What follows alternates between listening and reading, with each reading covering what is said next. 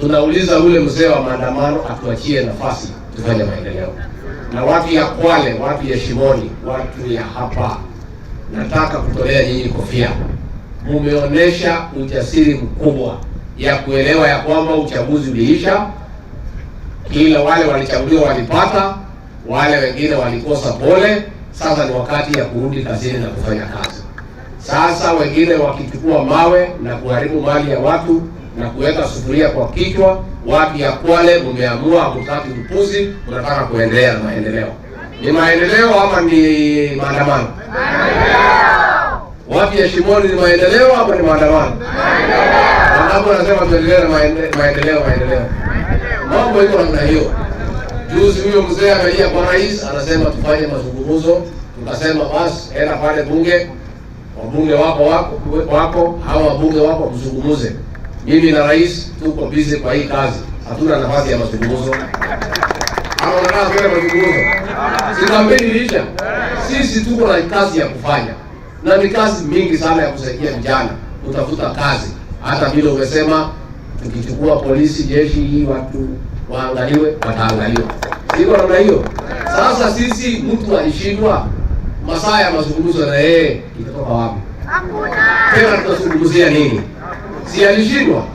Lakini wabunge kazi yao ni kuzungumza. Si pale ni mazungumzo. Si mazungumze. Sasa amesema kama hapana bunge hata zungumza atarudi kwa barabara. Si arudi, kwani barabara kuna mahali imeenda? Hii kuweka sufuria kitu, si sufuria hiyo tu. Lakini wanaongeza akina mama. Hii sufuria ni ya wamama wetu ya kutupikia. Mbona mnasumbua wamama kuchukua sufuria yao na kupeleka kwa barabara? Kuliko mwaletee chakula na wao na sufuria watupikie, si ndio? So tunamwambia wewe bwana kitendawili, bwana maandamano, please, the president is busy. He has no time to engage you. Hiyo maneno ya kofi ya nani, ukitaka uende huko kwao Ghana. There will be no discussions outside parliament. Because ulituomba tuzungumuze, tukakubaliana na wewe, mazungumzo iko bunge. You now want to change goalposts. Anataka mambo ya kofi ya nani. There is no problem in Kenya. Iko shida gani Kenya? Wewe ndio shida. Na hii mzee ndio tumesema tutaweka huru watu mpaka bondo tukachelewa. Makosa ni yetu. Tungeshinda tuweke huru ile ya mguu kubwa, tufume mpaka wapi? Sasa ameanza kutusumbua. Wakati wote washua yule. Hata akirudi kwa hiyo barabara, arudi. Bora asijaribu kuharibu mali ya Wakenya. Asijaribu kuibia mali ya Wakenya. Akuja bila mdomo mpaka jioni aende halale. Aamkia bila mdomo aende halale. Lakini kutuma vijana kuharibu mali ya Wakenya, tutaonana na yeye. Kwa sababu sisi tuko na jukumu kikatiba ya kulinda mali ya Wakenya. Lakini pia tungetaka kuendelea kuja hapa na rais kutafuta urafiki wenu. Ndio?